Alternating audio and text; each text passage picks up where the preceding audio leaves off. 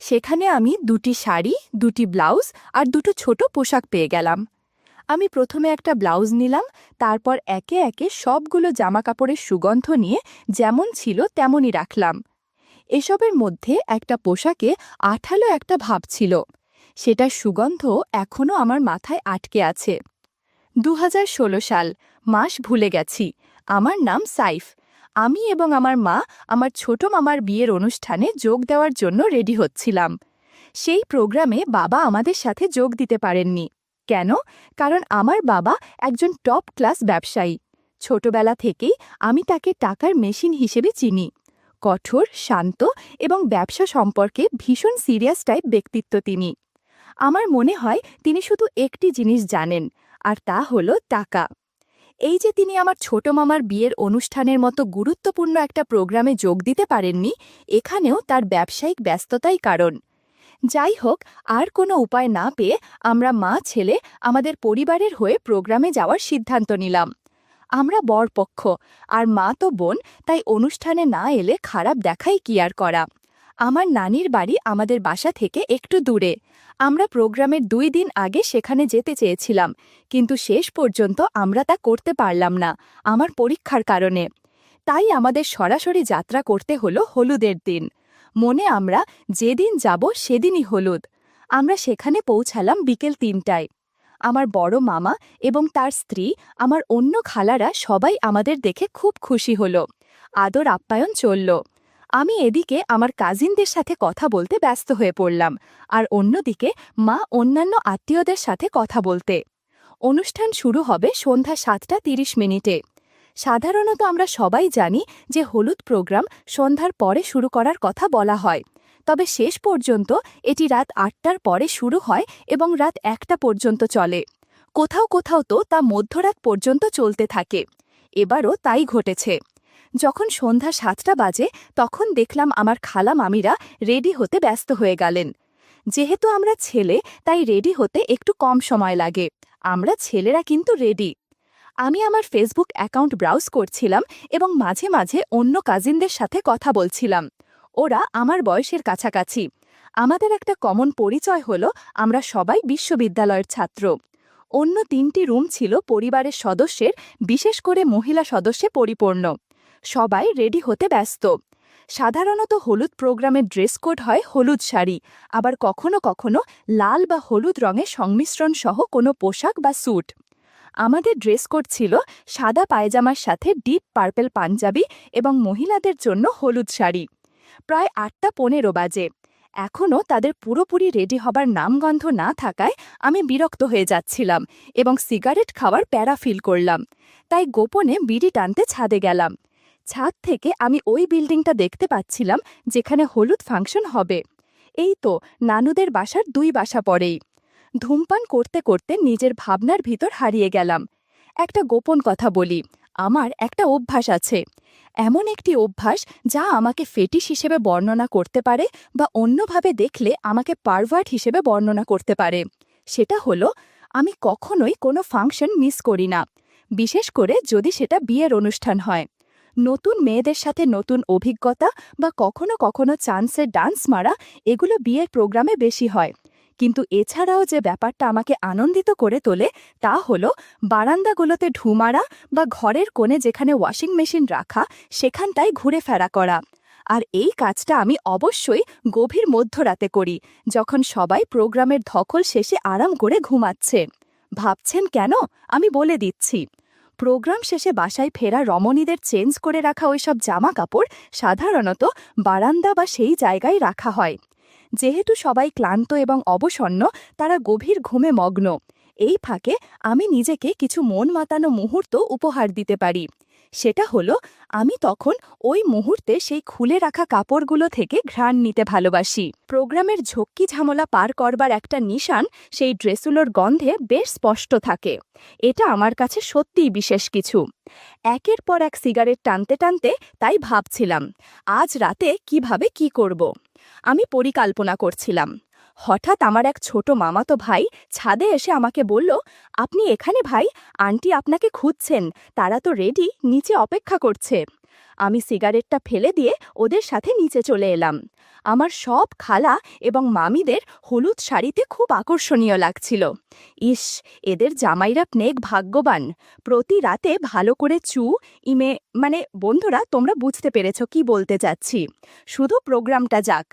আমি আমার নানির বাড়ির পাশের রাস্তায় আমার মাকে পেয়ে গেলাম। তাকেও ভীষণ সুন্দর লাগছিল। আমরা সবাই মিলে সেই বিল্ডিংয়ের জন্য যাত্রা শুরু করলাম, যেখানে হলুদ হবে। এখন রাত 12:30 বাজে। আমরা সবাই বাড়িতে ফিরে এলাম। সবাই ক্লান্ত। ঘুমানোর ব্যবস্থা আগেই করা হয়েছিল। আমি আমার এক খালাতো ভাইয়ের সাথে ড্রয়িং রুমে ঘুমাবো। সেই ভাইয়ের বয়স 15। সে সবেমাত্র এসএসসি শেষ করেছে। ক্লান্ত সবাই, ঘুমের জন্য ব্যাপক অধৈর্য ছিল। আর এদিকে আমি ক্লান্ত থাকার অভিনয় করছিলাম। কিন্তু সত্যি বলছি, আমি মোটেও ক্লান্ত ছিলাম না। আমি হয়তো আমার মধ্যরাতের ওসব দুঃসাহসিক কাজের জন্য আমার সমস্ত শক্তি সঞ্চয় করে রেখে দিলাম। রাত 1:30টার পরে সবাই ঘুমের জন্য নিজ নিজ রুমে ফিরে গেল। আমিও বুঝলাম আমার সময় শুরু। কিন্তু আমি তো এখনই উঠে যেতে পারি না। আমাকে অপেক্ষায় আরও কিছুটা সময় ব্যয় করতে হবে, যাতে তাদের সবার ঘুম আরও গভীর হয়। আমার ছোট কাজিন ভাই নাক ডাকছিল। বুঝলাম গভীর ঘুমে অচেতন। ঠিক যখন রাত 2টা, আমি চুপচাপ বিছানা থেকে উঠে গোপনে ডাইনিং রুমে চলে গেলাম। সেই ঘরে কন্যার দিকটাতেই আছে ওয়াশিং মেশিন। আমি সেখানে গেলাম, বাট মন খারাপ হলো। কিছু পাঞ্জাবি আর বড় মামার পায়জামা ছাড়া কিছুই পেলাম না। আমি এই ভয়টাই পাচ্ছিলাম। দুই দিকে 2টি কমন বারান্দা ছিল। 2টি রুম থেকে 2টি ভিন্ন দরজা থেকে সেখানে যে কেউ প্রবেশ করতে পারে। আমি আমার লাইটার এবং সিগারেটের প্যাকেট নিলাম, যাতে কেউ যদি হঠাৎ করে সেখানে আসে, সে ভাববে আমি ধূমপান করতে এসেছি। আমি এক দরজা ব্যবহার করে বারান্দায় এলাম, আর অন্য দরজাটি আমার চাচাতো ভাই যে ঘরে ঘুমাচ্ছে সেখান থেকে। আমি পুরোপুরি খুশি ছিলাম। বারান্দাটা আমাকে অন্তত হতাশ করেনি। অন্ধকারেও অদূরেই আমি তারে কিছু হলুদ কাপড় দেখতে পাচ্ছিলাম। আমি সময় নষ্ট না করে চুপচাপ সেখানে চলে গেলাম। সেখানে আমি 2টি শাড়ি, 2টি ব্লাউজ আর 2টো ছোট পোশাক পেয়ে গেলাম। আমার চোখ রোমাঞ্চে চিকচিক করছিল। আমি প্রথমে একটা ব্লাউজ নিলাম। আমি সহজেই বুঝতে পেরে গেলাম যে এটি এমন একজনের ছিল যে কিছুটা চিকন। আমি একে একে সবগুলো জামাকাপড়ের সুগন্ধ নিয়ে যেমন ছিল তেমনই রাখলাম। বন্ধুরা, ইউটিউবের নিয়মের কারণে বিস্তারিতভাবে বলতে পারলাম না কিসের কিসের সুগন্ধ নিয়েছি। তোমরা যদি বিস্তারিতভাবে জানতে চাও, তাহলে কমেন্টে দেয়া ওয়েবসাইট থেকে একদম খোলামেলা গল্প শুনতে পারো। গল্পে ফিরে আসা যাক। সব কিছুর সুগন্ধ নিয়ে আমি বেডে ফিরে এসে খুব শান্তির একটা ঘুম দিলাম। সকালে ঘুম থেকে উঠলাম। পাশের রুমে মামিমা আর খালা কথা বলছিল। সারা রাতের রোম্যান্টিকতা শেষ হয়ে গেল শুধু একটা কথা দিয়ে। তারা বুয়াকে দিয়ে আগের দিনের কাপড় চোপড় ধোয়া নিয়ে কি যেন আলাপ আলোচনা করছিল। খানিক বাদেই যা শুনলাম, অন্তরাত্মা কেঁপে উঠল আমার। অতপর অবশেষে আমি খুঁজে পেলাম সেই ছোট পোশাকের মালিককে, যার পোশাকে বেশি সুগন্ধ ছিল। সে আর কেই নয়, আমার মা। আমি বাকরুদ্ধ হয়ে গেলাম এবং মনের ভিতর কেমন ফাঁকা হয়ে গেল। কি করলাম এটা আমি নিজের ওপর কিভাবে প্রতিক্রিয়া দেখাবো বুঝতে পারছিলাম না। কি করি এখন? দুপুর 2টো। আমি গতরাতে যা করেছি তা ভেবেই সারা সকাল কাটিয়ে দিয়েছি। কোনো বিষয় গভীরভাবে চিন্তা করলে ভালো একটা ব্যাপার ঘটে। ক্রমাগত চিন্তা করবার দরুন আপনি বেশ কিছু পয়েন্ট দেখতে পাবেন, যা প্রথমবারের চিন্তায় চোখে ধরাই পড়েনি। আমার সাথেও একই ব্যাপার ঘটল। আমার মনেও একের পর এক বিভিন্ন ধরনের ধারণা এবং অবাস্তবিক চিন্তা জড়ো হচ্ছিল। যতবারই ভাবছি, ততবারই যেন সেই সুঘ্রাণ নাকে বাজছিল, আর একই সাথে যেন সেই স্বাদটা বারবার টের পাচ্ছিলাম। কি চমৎকার রকমের সেই স্বাদ! গতরাতে কি করে বসেছিলাম আমি, সেই ব্যাপারে ভাবতে গিয়ে তন্ময় হয়ে অন্য চিন্তা ভাবনায় যেন আমি হারিয়ে গেলাম। বন্ধুরা, আমার মায়ের পরিচয় দেয়া যাক।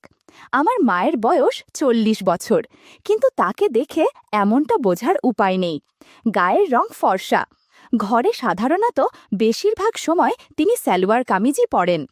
আর কোনো প্রোগ্রাম থাকলে প্রোগ্রামের ড্রেস কোড যাই হোক না কেন তিনি শাড়ি পরবেন, এটা মাস্ট। সুন্দর গভীর চোখ, তার সাথে মিলিয়ে সুন্দর তীখালো নাক এবং তার ঠিক পরেই উপস্থিত ঠোঁট। তার ঠোঁটের সবচেয়ে সুন্দর ব্যাপার হলো তার ঠোঁটে একটা তিল আছে। মায়ের উচ্চতা 5 ফুট 2 ইঞ্চি, হালকা একটু মেদ আছে। বাবা সাংঘাতিক ব্যস্ত রকমের বিজনেসম্যান হওয়ায় হয়তোবা মাকে বেশি সময় দিতে পারে না। সুতরাং বয়স 40-এর কোঠায় চলে গেলেও এখনও যুবতী মনে হয়। মা বাসায় শাড়ি পরলেও এখন অনুষ্ঠান ছাড়া খুব একটা পরেন না। বাসায় থাকলে এখন তিনি উজ্জ্বল কালারের কোনো না কোনো সালোয়ার কামিজই পরে থাকেন। আজ এই সব জিনিস আমার মনে আসতো না যদি না আমি গতকাল রাতে সেই অভিজ্ঞতা পেতাম। বারবার একটা চিন্তা মাথায় আসছিল যে গতকাল কেন সে এতটা ভিজেছিল। কি হয়েছে যে মায়ের পোশাকের ওখানে ভেজা ছিল? কিছু কারণ তো অবশ্যই আছে, কারণ ছাড়া তো কিছুই হয় না। আমার প্রশ্ন হলো কেন?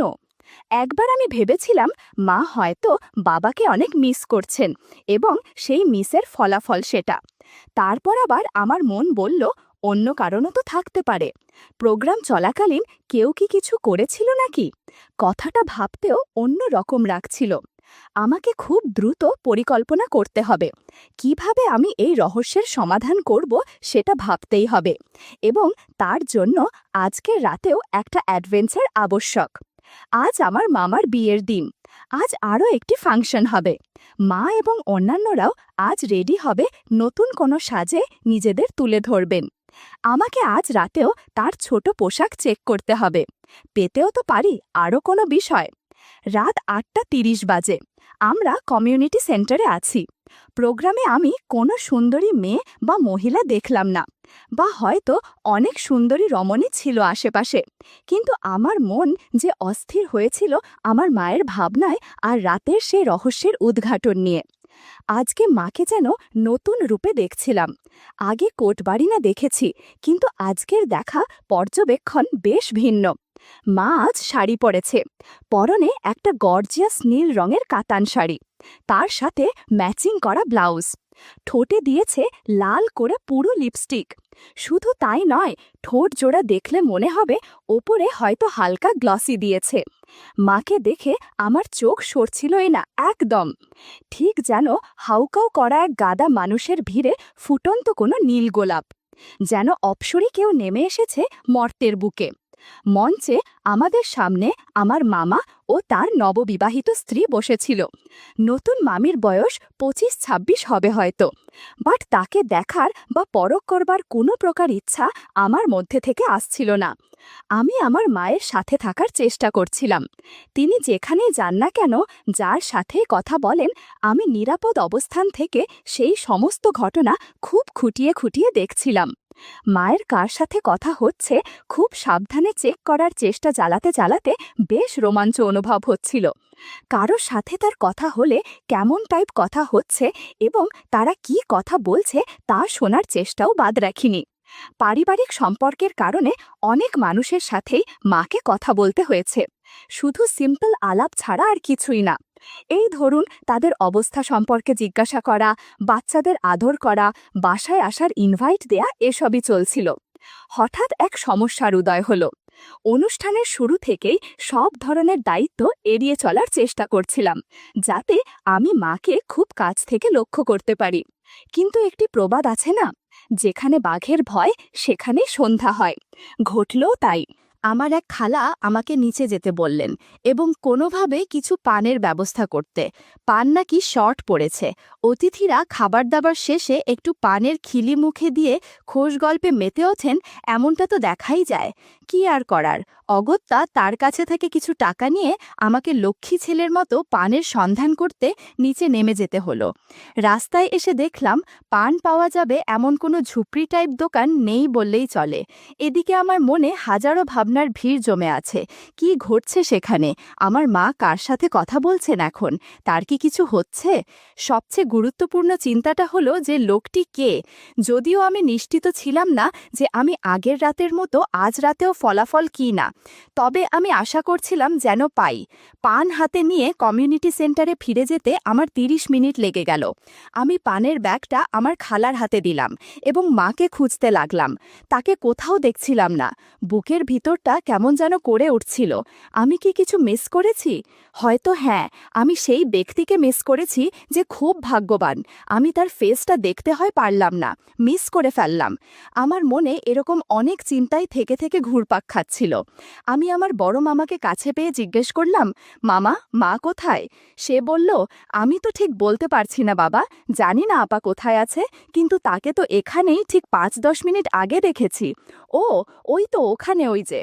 আমার মামার হাতের ইশারা অনুসরণ করে আমি স্টেজের পাশে আমার মাকে দেখতে পেলাম। তিনি আর একজন মহিলার সাথে ছবি তোলার জন্য পোজ দিচ্ছিলেন। আমি সেই মহিলাকে চিনি। সে কান্তা খালা, আমার মায়ের স্কুল জীবনের বেস্ট ফ্রেন্ড। আমি ওনাদের কাছে গিয়ে কান্তা খালাকে সালাম দিলাম। যদিও সেই খালা আর আমার মায়ের বয়স একই ছিল, কিন্তু খালা দেখতে তার বয়সের চেয়ে বড়। মা আমাকে জিজ্ঞেস করলেন আমি কোথায় ছিলাম এতক্ষণ। আমি তাকে সব বললাম।